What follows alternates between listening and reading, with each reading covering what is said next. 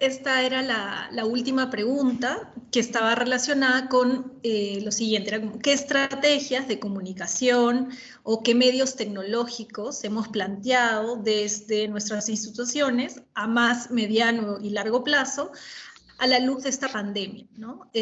Para poner en valor el patrimonio de nuestras instituciones? Entonces, esa era un poco la pregunta.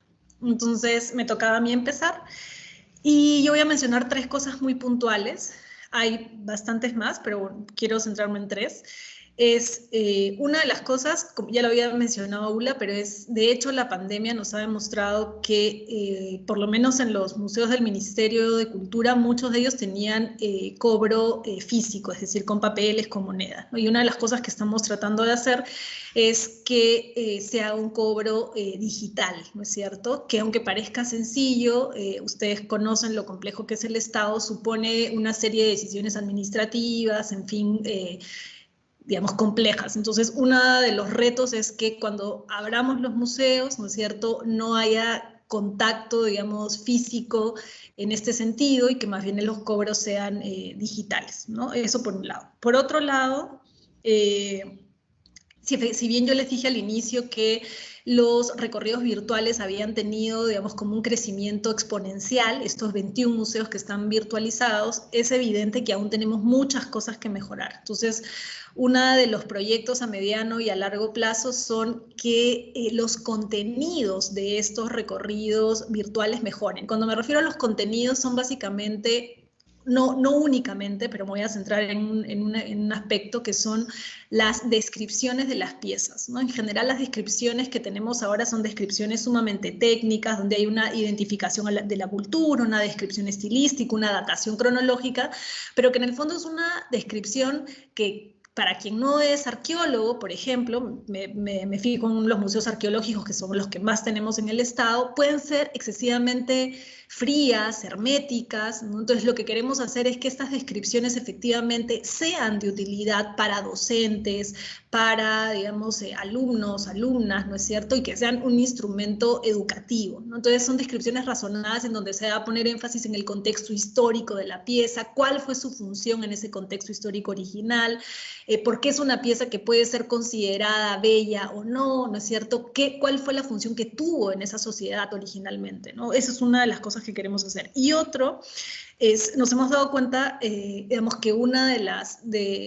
potencias, digamos, o de las posibilidades son establecer programas de formación. Entonces, tenemos 2. Un programa de formación que estamos organizando en conjunto con la Dirección de Industrias Culturales, que es un programa sobre mediación cultural. Entonces, va a ser uno de los primeros programas, o el primero en realidad que sea desde el Ministerio de Cultura, para mediación cultural a distintos niveles. Mediación, digamos, de lectura, mediación en museos, ¿no es cierto? Y mediación también en teatro, en otro tipo de espacios culturales. Y estamos preparando un programa con la Embajada de Estados Unidos en el Perú y el Instituto Smithsoniano, que es tener una serie de charlas, ¿no es cierto?, sobre distintos aspectos de los museos. Algunas van a ser charlas maestras y otras van a ser compartir experiencias, es decir, un museo peruano sobre un tema específico, que puede ser museo y comunidad, comparte su experiencia con un museo de la cadena Smithsoniana, ¿no?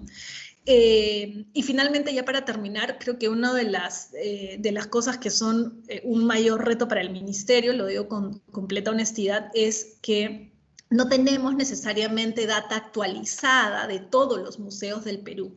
Entonces, digamos, porque efectivamente una Dirección General de Museos no solo representa a los museos públicos, es decir, a los 56 museos del Estado, sino representa, o deberíamos representar, a todos los museos públicos y privados. Y en ese sentido, una de las cosas que queremos empezar a hacer es un observatorio de museos. ¿Esto qué quiere decir? Tener data actualizada sobre todos los museos, ¿no es cierto?, que habitan en el territorio peruano, que funcionan en el territorio peruano y que nos permita, digamos, llevar a cabo políticas, ¿no?, diseñar, ejecutar, planificar y evaluar políticas públicas culturales, pero con data veraz, ¿no?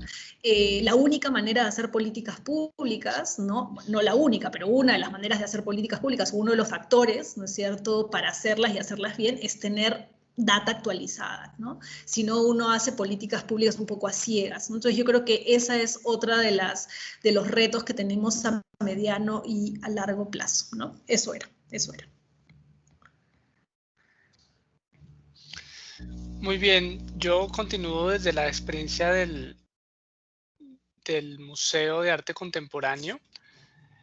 Las estrategias en los diferentes plazos que estamos implementando, las estrategias de comunicación y medios tecnológicos, tiene mucho de ello ya lo hemos comentado, incluso lo han comentado ustedes desde su experiencia y nosotros nos sumamos, pero para recapitular, de pronto, primero los sistemas que sean convenientes dentro de las necesidades de la pandemia y para que además el mensaje que queremos dar es que el museo es un lugar seguro, deberá ser un lugar seguro y en ese sentido pues es fundamental lo que ya han hablado ustedes, la aplicación, la implementación de sistemas de pago que evite transacción monetaria en físico, y para ello pues es también contar con las tecnologías y con los sistemas en línea de pagos, de tarjeta de crédito,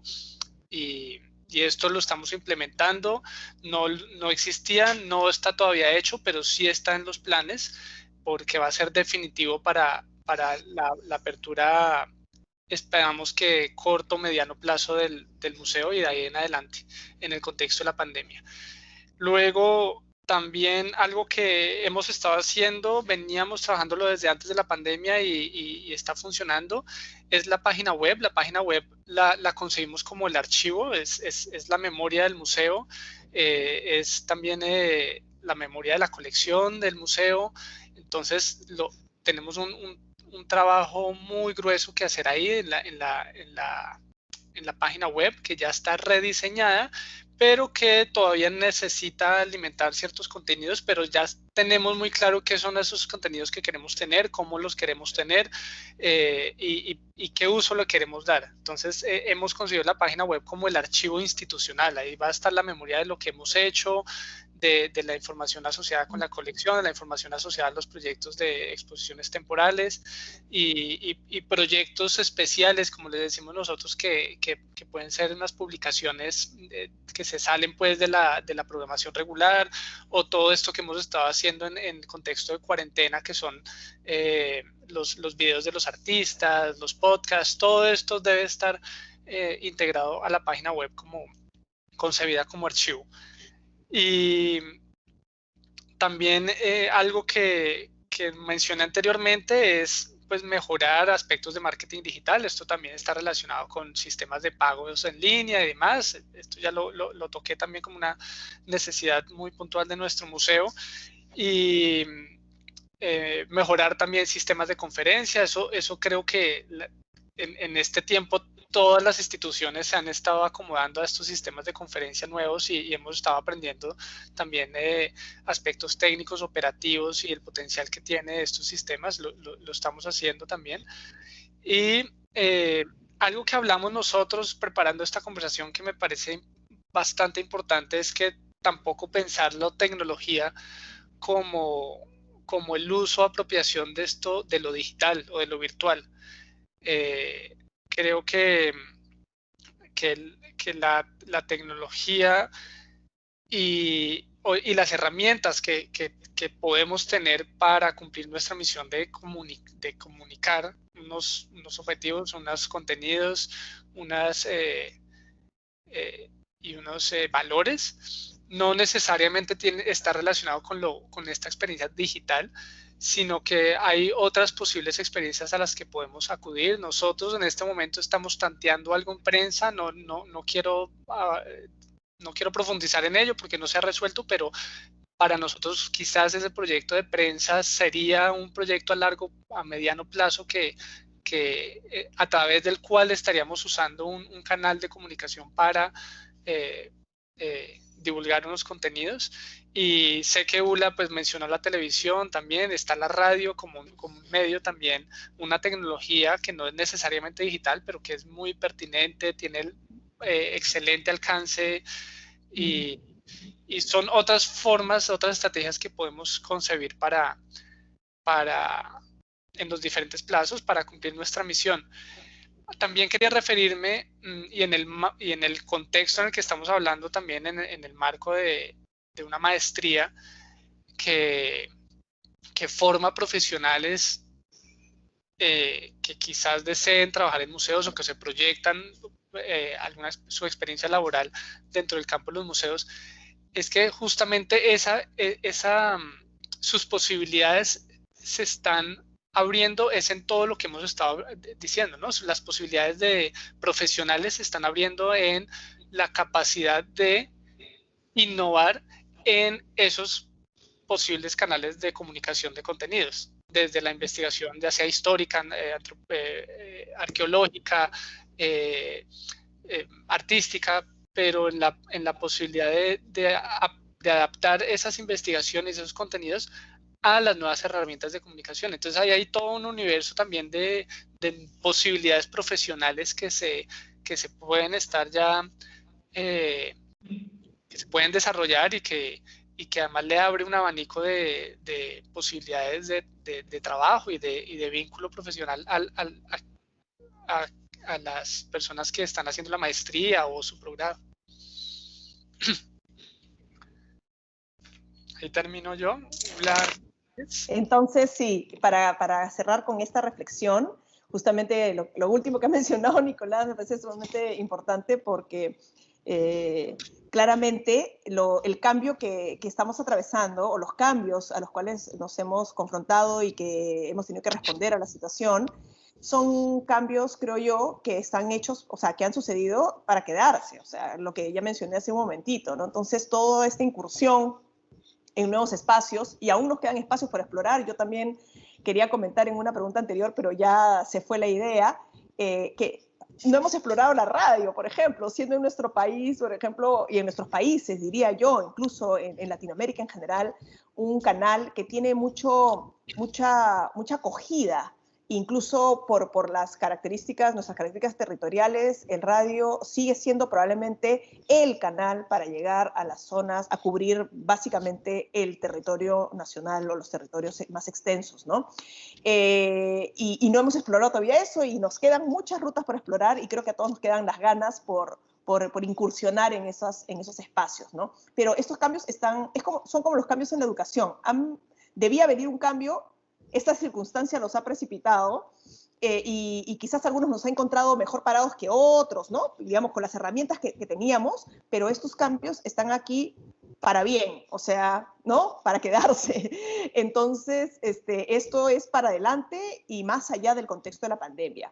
Entonces, el haber encontrado maneras y canales para llegar más y mejor, a más diversos públicos, reencontrarnos con nuestra comunidad que ya nos conocía, o tener una nueva relación o establecer una relación con otros, ¿no? Y también replantear las relaciones entre nosotros, ¿no?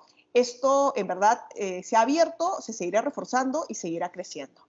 El tema con las personas en formación en este ámbito de la gestión cultural y de la investigación y de la curaduría. Yo precisamente este semestre estoy dictando el curso de curaduría y museografía a los jóvenes de la maestría, y estos son los temas de los cuales estamos justamente discutiendo y conversando, ¿no?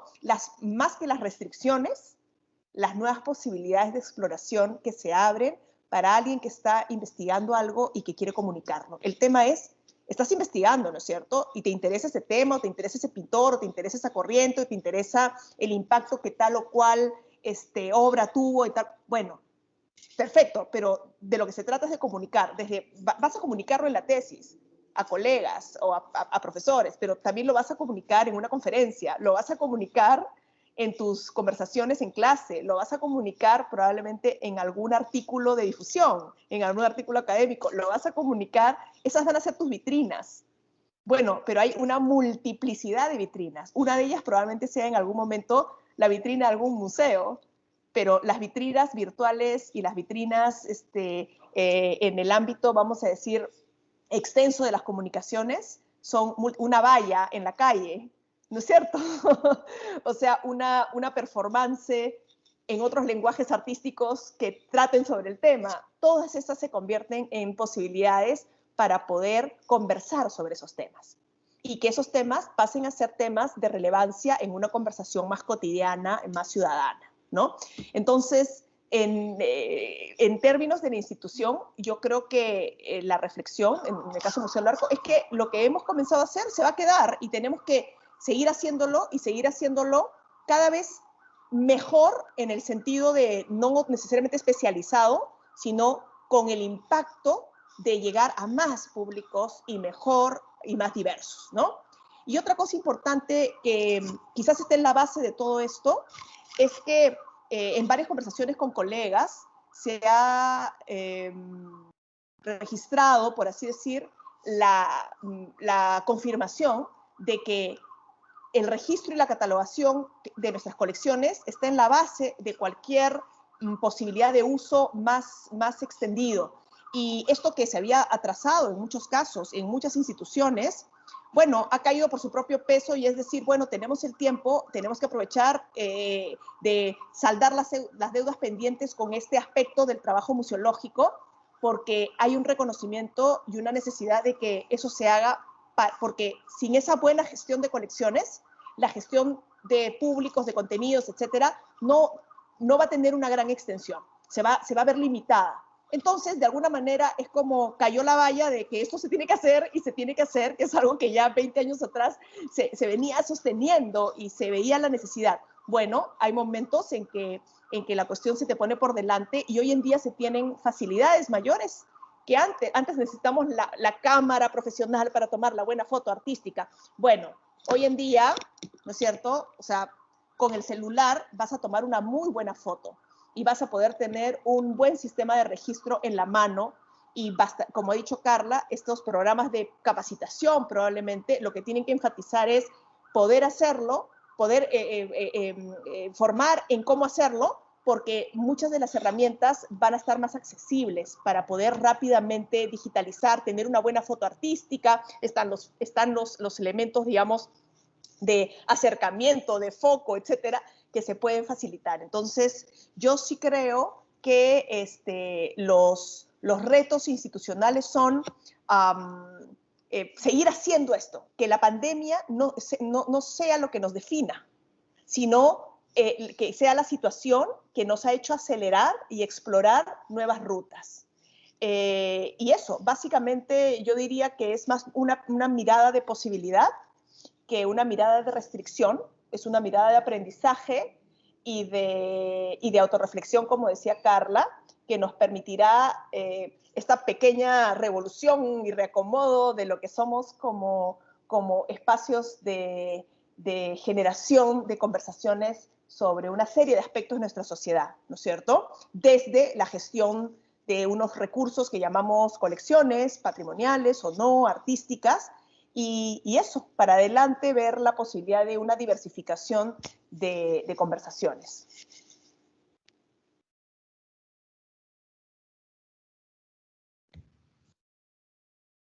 No sé si hay alguna pregunta o comentario final, porque ya después de esto creo que hemos agotado los puntos básicos y hemos tratado de conversar de los aspectos pedidos en esta conversación. Y también nos hemos ido por muchos otros. ¿Alguien tiene algún comentario? Tu micro, Nicolás. Sí, gracias. Creo que hemos recogido bastante ya. De hecho, ya estamos como volviendo a temas y